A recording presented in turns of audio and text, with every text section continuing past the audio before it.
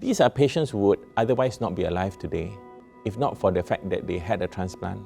And also, they look perfectly fine. They look like you, they look like me. My name is William Hwang. I am a hematologist, and I have been doing blood and marrow stem cell transplants since the 1990s. I'm currently serving as a senior consultant in the Department of Hematology in the Singapore General Hospital, as well as Medical Director of the National Cancer Centre of Singapore. I'm also still serving as a head for the SingHealth Duke NUS Cell Therapy Centre. Blood stem cells are like the mother cells that produce all the cells that you need that are circulating in the blood that do various functions like red blood cells, white blood cells and platelets. These cells continue to produce all these blood cells throughout the person's life, and they are continually self-renewing.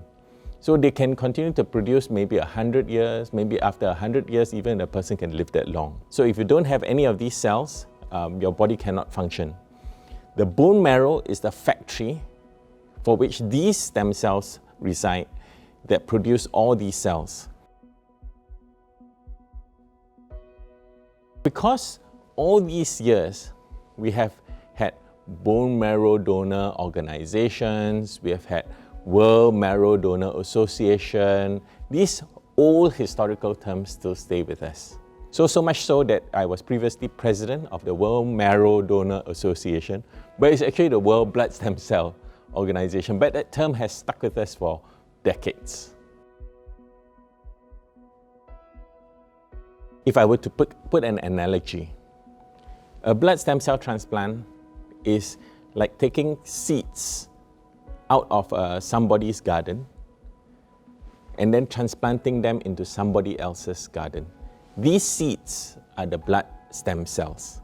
So in a bone marrow or blood stem cell transplant, what we actually do is we're taking these blood stem cell seeds, a few of them, planting them into someone else's garden that is not working anymore and allowing it to build a new garden over there. So these new blood stem cells will become the new blood production factory for the recipient.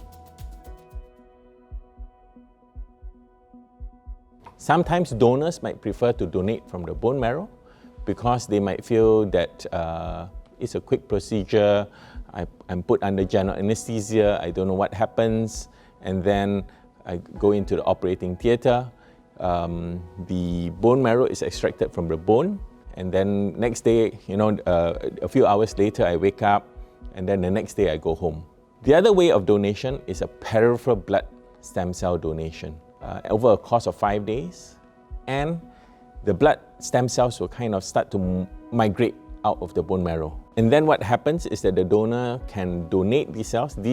A needle is put into one arm, and then it goes into the blood goes into a machine. The machine collects the white blood cells, returns all the rest of the blood to the donor.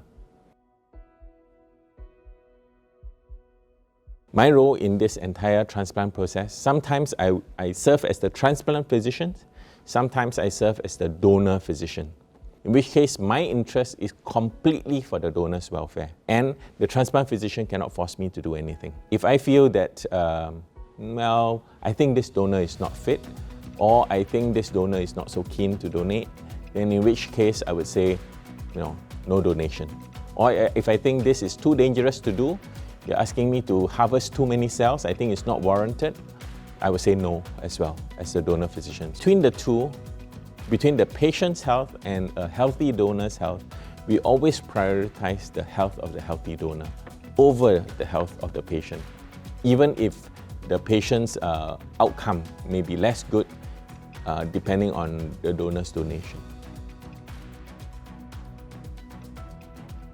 It's not just like you pull someone from traffic and that's saving a life. It's actually that your cells are actually continually helping to help that person to live. There's a person that I like to quote. He said, "I will pass this way but once. Any good that I can do, any kindness that I can show to any human being, let me do it now. Let me not delay or neglect it." for I shall not pass this way again.